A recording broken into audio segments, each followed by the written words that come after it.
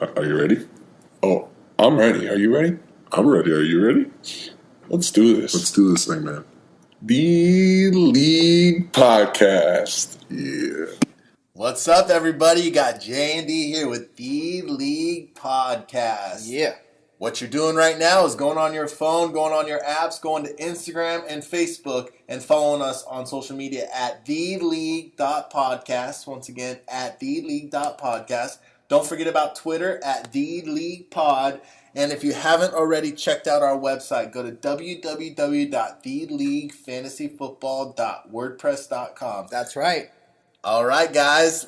How you doing today? Fantastic, Dill. How are you? Man, I'm so amazing. I am so stoked that football is back and grooving. It's draft season, man. I We're know. already doing drafts. We've done two, and for my first time, honestly, I got to say this. We've done two 14-team PPR drafts back-to-back, which have been awesome because our The League Real draft is a 12-teamer. So it's just setting us up for, success for that 12-teamer league. I think if you guys really, even on the mock drafts right now, it's smart to do a 14-teamer just to the talent pool of talent. Exactly. Of players. You want to check out and see who's out there. I mean, Yeah. We're going to the 14-team league, and there's still players in the waiver wire that I'm looking at like, dang, I would definitely have these guys on my team. I know. But I can't pick them up because my team's, Already pretty Yeah, solid. so I'm pretty stoked on, where I'm at. They don't look as good as they usually do, obviously. You got to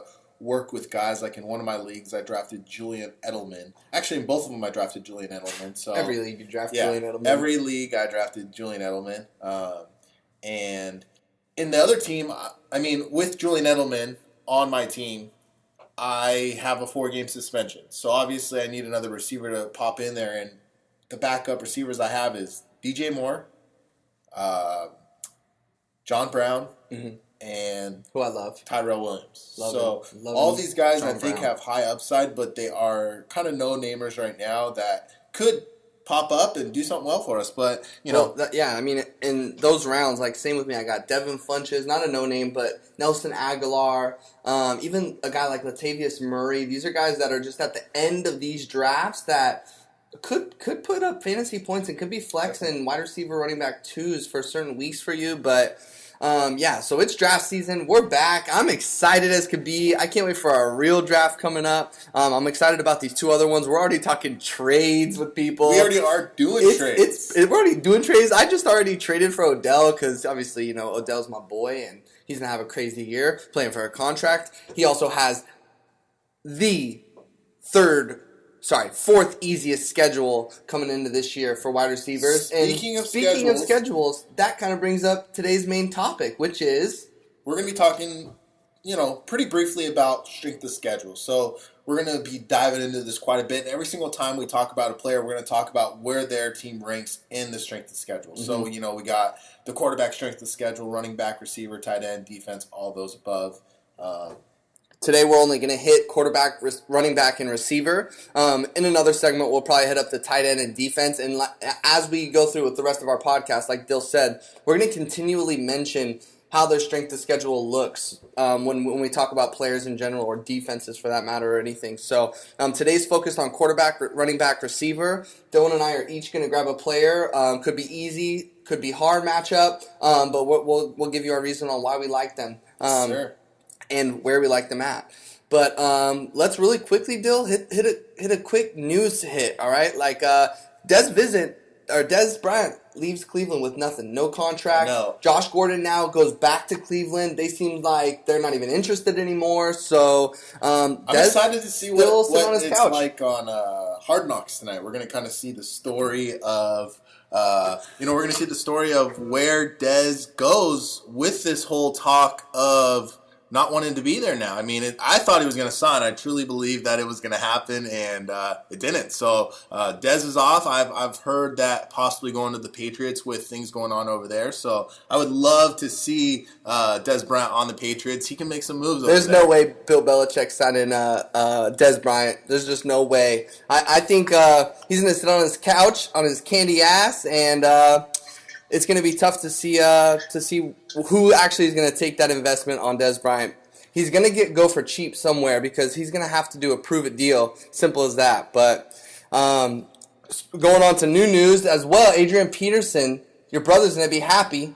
Redskins signed AP, which is Skins all day. pretty crazy. So, I don't know now with Darius Geis being injured, what's going to happen, what's going to play out. Chris Thompson also coming off injury. He's great. I love him as a PPR back. Rob Kelly, who used to be Fat Rob, is now Skinny Rob, so I don't know what to think of there. And, Adrian Peterson, I think, is a decent signing for the Redskins. I think that, Rob Kelly has obviously this job to lose. He last year was plagued with injury. The year before that, though, he had a decent year. I had him, started him a few weeks, and, he won me some weeks. So if he's healthy, and he is healthy right now, he's thinner, like you said. He's not Fat Rob anymore. He's Skinny Rob. So I do think that he can hold on to that job as the starting running back unless he gets hurt. Then Adrian Peterson will be able to come on. So I don't know. That's going to be interesting. There's still a couple more weeks in preseason, so we'll see how that turns out. Yeah. Speaking of, injuries, the whole Bills quarterback situation, it's gotten a little easier route for Josh Allen to start now as a rookie because A.J. McCarron separated his shoulder or tore a ligament in his shoulder, so he's probably out for a while. Now Josh Allen's been named the starter for Week 3 of preseason, so that's going to be interesting. He could be the presumable starter at Week 1 for the regular season. And additional Corey Coleman, we'll see how Shady turns out. Shady now has a groin injury that popped up in practice after their game, so that has scared the crap out of me from the beginning of the end of last year. Is how can Shady stay healthy? And he stayed healthy through through off season, and of course, as soon as they start going again, already has an injury. He's their guy in that offense, and he's not going to play all the games this year. I just don't. And if he does, then it's going to be a steal. And he's going in the top 15, 16 players. Yeah, maybe yesterday top 20. He fell pretty deep in a 10 team that I was doing. I was surprised, but we'll see. We'll see where he ends up, and what about? I think Nathan Peterman has played well. So once again, we'll see the next couple of weeks how that battle between Nathan Peterman and Josh Allen ends up. Josh Allen wins the job all day. They want him to. They want him to, but he will. You look at the stats. Nathan Peterman has actually done better this preseason. But this preseason, exactly. Last year 6 interceptions or whatever it was. Whatever. Anyways, I had the defense he was playing Chargers, that day. yes, sir. Oh, I remember. I had a field day that day. Won you the week, that's for sure. Sure, but hey, also last of the news. Give me some action on who the Rams just re-signed. It's not Aaron Donald. No, it's not. Once again, the Rams are re-signing another core player that's not named Aaron Donald. They just re-signed Rob Havenstein to a 4-year, $32.5 million deal, which is huge for us because, first of all, they invested a high pick in him in the 3rd round a few years back, and he's proven to be a solid staple on that offensive line.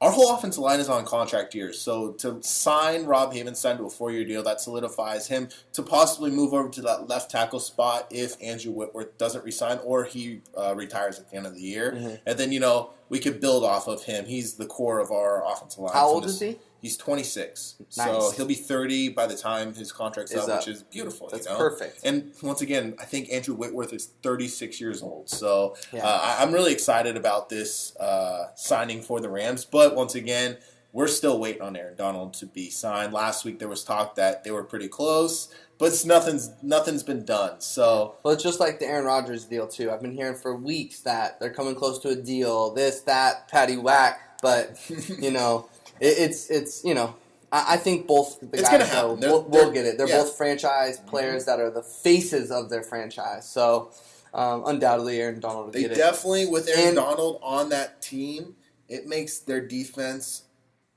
a whole different ballgame. And without him, this will make it a lot easier for these other teams to run or even pass against him because he's such a good run stopper and such a good pass rusher that without him, it's going to drop the Rams in these rankings. So when teams play the Rams, their strength of schedule is going to get easier. Yeah. So, I'm just going to throw something at you. Did they get Ndamukong Suh because of the fact that if Donald doesn't re-sign, that they still Definitely. they've locked him in for not expecting, but expecting the unexpected of not having Aaron Donald anymore. I think that's obviously was in the back of their mind when they signed him, but they know they're going to re-sign Aaron Donald. I mean, they'd be dumb not to. He won Defensive Player of the Year last year. Do they run a 3-4 or 4-3? They run a 3-4. So they run a it's 3-4. Aaron Donald, or Ndamukong Suh, and Michael Brockers, who has stepped up into this huge leadership role and this offseason without Aaron Donald. Yeah, Brockers. Yeah. He's really taken a lot on his back, and he's playing phenomenal. They are just raving about him. And obviously having Ndamukong Suh there, who's been an all-pro majority of years in the league, he's, it's just awesome. Brockers gets to play with two of the best defensive linemen in the league. Is Donald playing end? Yes. That's where he's at, obviously. Yep. Okay, so... Yes, sir. But anyways, that's huge for the Rams to lock in another key offensive lineman. Lord knows we need that for Todd Gurley. Anything for Todd Gurley. So, and like you said, that longevity-wise... speaking of Rob Havenstein... we can go straight into our strength of schedule. One of the guys that I'm speaking about today is my good old Los Angeles Rams. I'm going to talk about Jared Goff. Yep. Who has a very tough schedule. He does. He is the 6th hardest schedule this year for quarterbacks. But it doesn't worry me because this offense was the top scoring offense last year, and I think they just got better this offseason with the addition of Brandon Cooks. They acquired Sammy Watkins last year in hopes that he would fill this deep player role, which, he scored 8 touchdowns, which is awesome, but he only had like 500 yards receiving or something like that. So it really, he wasn't that huge difference maker that they were expecting, and that's why they didn't re-sign him. But they wanted Brandon Cooks before they traded for Sammy Watkins last year. Last year, they wanted to trade for Brandon Cooks, but they just didn't have the draft capital that they ended up getting and trading their first-round pick for Brandon Cooks and then re-signing him to a 5-year deal. Huge. Brandon Cooks has been a top 12 receiver the last 2 years in fantasy football. So you add him on top of Cooper Kupp, who led the Rams in targets last year, who was one of the most solid-hand, big slot receivers in the NFL. He's the next coming of Larry Fitzgerald. Maybe not to the extreme, but he's a good example of where I think Cooper Kupp could reach if he really hits his full potential. He led college football in receiving, set records, so he's definitely got a lot of potential. And then you have Robert Woods on the other side, who looked at the end of the last half of last season like the Rams' number 1 receiver that they've been wanting for so long. Yeah. And they signed him to a 5-year deal as well. So they've got them solidified in their offense for the next 4 or 5 years. And Jared Goff just continues to build this chemistry with them. And then not to mention, the Offensive Player of the Year should have been MVP, Todd Gurley. Mr. Todd Gurley, TG300. The things that this guy did last year, it was amazing. So it just opened up so much for Jared Goff. Jared Goff really didn't have to worry about getting tons of guys in the box, blitzing. Like his first year, he couldn't even get the ball off because he had no time, So anyways, Jared Goff finishes a number 10 quarterback last year. I think he once again finishes as a top 12 quarterback 1, and he's fallen in drafts. So highly recommend drafting him this year. Jay, what do you think? No, I completely agree. I love that offense. So I think everyone in that offense is going to succeed. Talking about like all the weapons and how they're just set up for success, that's kind of the same route I'm looking at with my quarterback. My guy doesn't have the easiest schedule by any means, but doesn't have the hardest schedule either. He's ranked as the 14th hardest schedule or easiest schedule, whatever way you want to look at it. But this is Mr. Phillip Rivers in a Chargers offense that I am in love with this year. I'm higher on the Chargers offense than I have been in the past 2 to 3 years.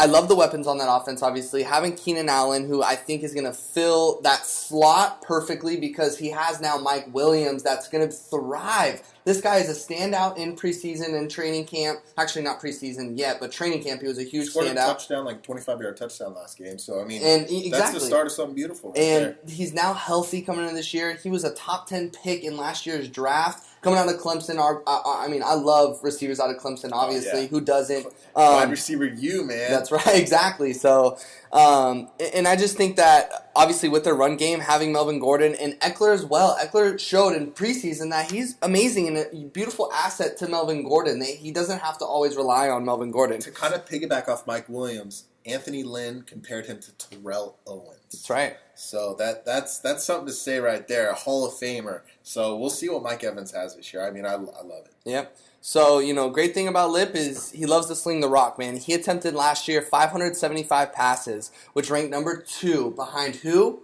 Tom Brady, of course. So, if you want fantasy production, you need attempts. Period. You need people. You need as much of it going as possible. He's throwing the rock in that offense. I think he's gonna not have to throw the ball as much this year. He's gonna be able to rely on the run a little more this year, which is gonna make it so easy to dump it down to the slot for Keenan Allen to get big old chunk yard gains, and then while they're running it, play action over the top to Mr. Mike Dub Williams, who, I mean, he's going to get touchdowns this year and score. Tyrell Williams You're going to get and Tyrell Williams as well, and that's not even to mention Tyrell Williams. I mean, he thrived in that offense with so many even more receivers in that offense last year.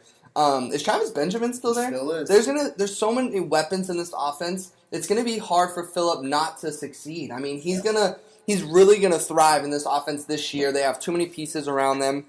They don't have the hardest schedule. I think he's a guy that you can grab in these late rounds that can start for you consistently every single week. Yeah, you can go the strategy of really taking a quarterback from 11th round down, or maybe 10th round down, and still end up with Lip. It's a little harder in our 14-team leagues that I've noticed.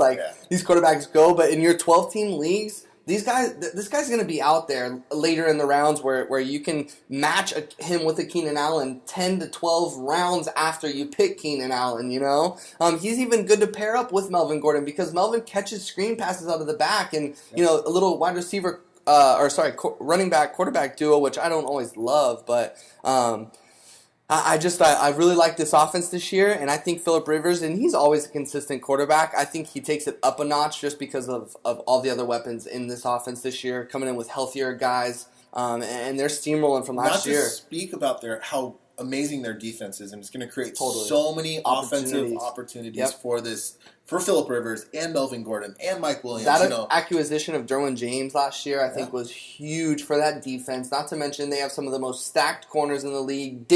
Until Jason Verrett got hurt. Which That's they still have a lot of depth. Totally. So it's not Casey a big Hayward deal. is. I mean, I don't even want to talk about him because obviously he should be on the Packers still. So obviously one of the best corners in the league. So that's huge. And their linebacker, defensive end, defensive tackle game, their run defense is unbelievable. I'm drafting Chargers defense in quite a few leagues this year because I think there's sack potential there. I think that there's definitely interception potential there, and all turnovers lead to potential touchdowns on defense, and not to mention, like we said, just the more opportunity for the Chargers offense and what we were talking about originally, Phillip Rivers being able to have the opportunity to succeed. So that's exciting. Yeah, I think the Chargers are going to be exciting to watch, just like the Rams are, but... and the Packers, if you're throwing in the Rams, I'm going to throw in the Packers. I talked about Jared Goff. So, we're sitting here talking about two quarterbacks, and they're both in LA, which, LA, they could be in the Super Bowl together, which would be amazing for this city that didn't have a team for so long. Yep. But absolutely. So, we got a couple of good running backs, actually, that we want to talk about as well. I got the easier type of guy. Jake's got the harder. Dylan came off a hard schedule with Jared Goff, so let's make things a little easier on you, Dill. In the running back position, this is somebody that I think every mock draft, every draft we've done, you've ended up with this guy on your team. Every team, and I plan on drafting him every single league. I will reach on him every single time. Preach. Who is this man? Tell the people. One of those believers that if you want someone in fantasy football, he will not be there next time around if you do not pick him. I hear that. So people have been shocked that I'm taking this guy. But Deion Lewis, surprisingly, was one of the best. He was one spot away from being an RB1 last year. He finished as a 13th ranked running back in PPR leagues. And it's just crazy to me. He barely played until week 6. Mm-hmm. Week 6 is when he started playing. See him. If he would have played those first 6 weeks, he would have been a top 10 running back, no doubt about it. He set records in carries with 180, in yards with 896. He averaged 5 yards a carry, and he had 32 receptions, which is the second most in his career. So Deion Lewis had a career year last year, and so I don't know why people are so down. down on him in a limited role. Now he's going over with Derrick Henry, where everyone's saying Derrick Henry is going to be the guy. It's a 1A, 1B type of thing, you know. Yeah. Matt LaFleur is their new offensive coordinator who comes from the Rams, where Todd Gurley set records in receptions at 64 receptions, 788 yards, and 6 touchdowns. I mean, Dion Lewis is that pass-catching back, so Dion Lewis is going to get that work. He can easily catch 50 receptions this year. Oh, yeah, I agree. And I mean, rush for 800 yards. I am so high on Dion Lewis, especially in PPR leagues. I cannot wait to start laughing at people when he is a top 10 running back at the end of the year. And everyone that's doubting me, sucks for you. Well, you know what's crazy is because he's being drafted as an RB2, if not a flex. Yeah. And like to your point, he ended as a top 15 running back. He didn't play till week 6, really, much at all. So he could have ended up as a top 10. This offense, I think, is much more suited for Dion Lewis. Yeah. But I think the new offensive coordinator also sees what he has in Derrick Henry. So it's going to be, I mean, just like you hit the nail on the head, it's a 1A, 1B. I think Dion helps get them down the field constantly, and then goal line carries are going to Derrick Henry, because why the heck wouldn't they? I understand, because Dion can handle goal line carries too. He did it last year. He ended up taking the goal line job from all the big running backs. They have the advantage with Derrick Henry there, and hey, not to saying that Dion might take that from him eventually, because Derrick Henry, he's had his opportunity in the past and wasn't able to always succeed. But I think Derrick Henry this year, a monster. He's coming in this year really healthy. He has a new offense coordinator, offense. He was supposed to be the guy. Now he also has an asset like a Dion Lewis that, I mean, if everyone's seen the pictures of them next to each other, it looks like a little peewee kid player and then a grown man, obviously. But it's just, I think they're going to pair perfect like peanut butter and jelly. I think they're both going to succeed. You can grab both those guys. I love grabbing Dion Lewis because I think there's no doubt, especially in PPR leagues, this man's going to eat and thrive and going to finish as a top 15 running back again, possibly top 10. If the biggest worry that I have, the biggest red flag I have for Dion Lewis is staying healthy. Of course. And speaking of staying healthy, this next guy that you're talking about, Jay, when he's been healthy, he's been very productive. Yep. So, I mean, it's one of those situations that I'm not too sure how I feel about him, but let's hear what you got to say about him. To your point about Dion Lewis, everyone's hating on him. I feel like you either love or hate my guy that I'm talking about. Simple as that. You're either, black or white on him. And to me, I think his situation this year, and I'll get into even more, is why I'm drafting him as my RB2 all day long. This is Jay Ajayi. He's in an Eagles offense, obviously coming off a championship win. Their team looks a lot different this year. They're losing a lot of guys, but that doesn't mean anything about their offensive line. Their offensive line is still, to me, arguably the best offensive line in the league. They do, though, one of the one negatives I do have is they have the 9th toughest schedule. They're a top 10 tough matchup for running backs. But in my opinion, Jay Ajayi is the number 1 running back in that backfield. There's no more LeGarrette Blount, which obviously opens the door for more opportunity in the red zone. I think Corey Clement and Darren Sproles are battling for that third down pass-catching back. I think they're both going to also drive them down the field. When they're 20 yards from the goal line, they're going with Ajayi all day. I think it's simple as that. There's no doubt in my mind that Ajayi is getting all the work. When it comes to the goal line carries, and I think that's why he's going to succeed in this offense. Well, touchdowns are probably one of the most important things in fantasy. So if you can get Jay Ajayi pretty late and he has that high touchdown upside, and he's going to get majority of the carries, so he has a good chance of getting a good amount of yards as well. And he's proven that he can decently catch some balls out of the backfield as well. I think that Jay Ajayi will do some damage this year.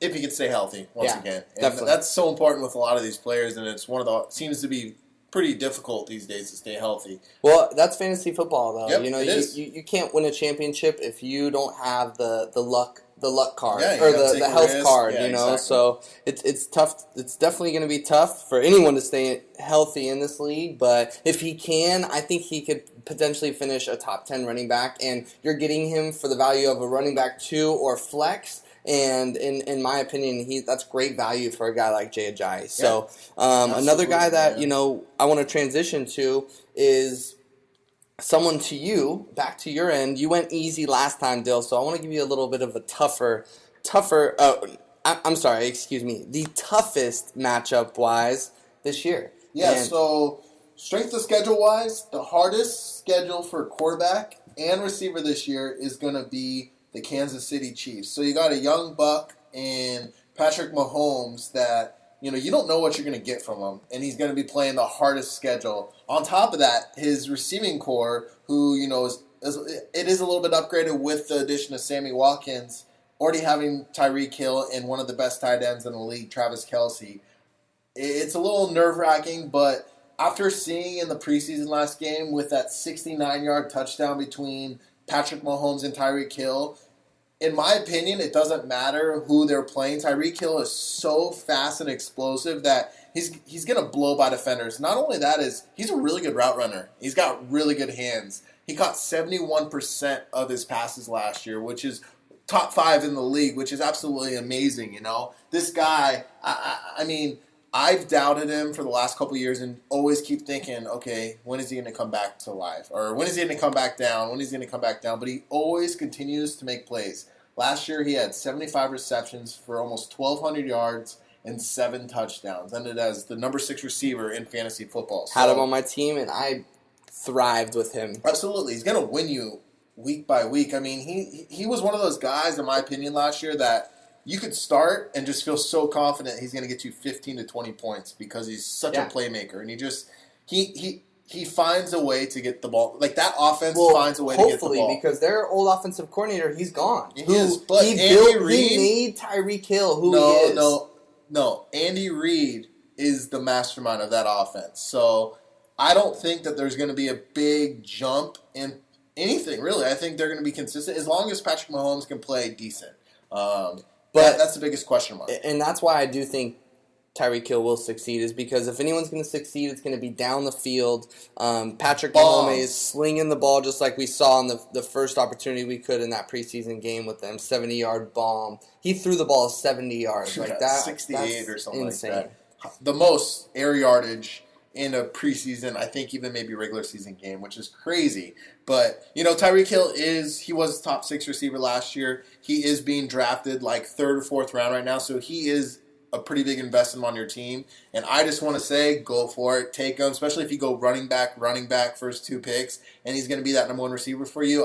I'll take that all day long, That's funny. That kind of happened to you, didn't it? It did. So I got a running back, and Tyreek Hill is now my number 1 receiver. I got Alvin Kamara with my 1st, Devontae Freeman with my 2nd, and Tyreek Hill with my 3rd. But, he's a top player. The guy that you're talking about today, Jay, he is not a top player. No, and he's on an offense that is known to ground and pound. So if you can explain to me why you're choosing this guy right here. Well, I wanted to pick someone a little bit off the beaten path. I didn't want to go – and I really like Tyreek Hill because he does have the hardest matchup. So I love where you went with that because of the fact it's tough to draft someone with such a hard schedule with the tough matchups. But I did think he'll thrive in the offense. The reason I'm bringing up this guy is this is someone you can steal later and reap huge benefits from. This man's name is Mr. Marquise Lee. He's on a Jaguars offense who have the second easiest wide receiver schedule coming into this year. So with that being said, not only are his matchups easy, but he doesn't have as much competition. He has 2 Allens gone, both Allens named by Robinson and Hearns, now out of that offense. I realize that they're a heavy run first team, but that's just going to open the opportunity up for the pass game. So it's going to be, obviously Keelan Cole's getting a lot of opportunity in that offense. They have D.D. Westbrook. There are still a lot of guys in that offense, not even to mention Dante Moncrief as well. DJ Shark, who they drafted, draft pick fastest receiver or fastest guy, I think, in the draft this year. There's a lot of guys in that offense, but I think Marquise Lee knows that offense through and through. He's been with them, I think, the longest of all the receivers in that offense. Last year, he obviously didn't get too much work, but he still had decent stats. He had 56 receptions for a little over 700 yards, and he only scored 3 touchdowns.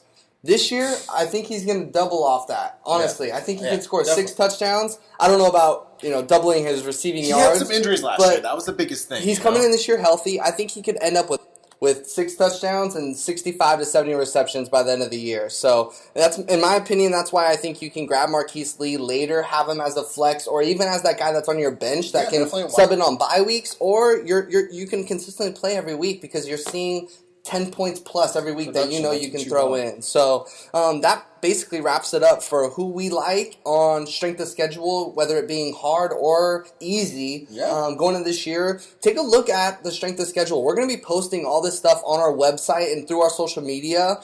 So it might deter the way you draft because there might be a guy you're torn on, and because of his strength of schedule, you might either draft or let him go and not draft him because of that. So, Dill, why don't you tell them where we can be found? Yeah, guys, so if you haven't already followed us on our website, www.theleaguefantasyfootball.wordpress.com. It's going to have all of our social media on there, including Instagram, Facebook, Twitter. On Instagram and Facebook, you can find us at theleague.podcast. And on Twitter, you can find us at theleaguepod. So go follow us. Go check us out. Our website is awesome. So go give it some love. Go send some feedback to us. Contact us, send us questions for our podcast, and then also on social media, same thing. We'll be replying to either or. That's right.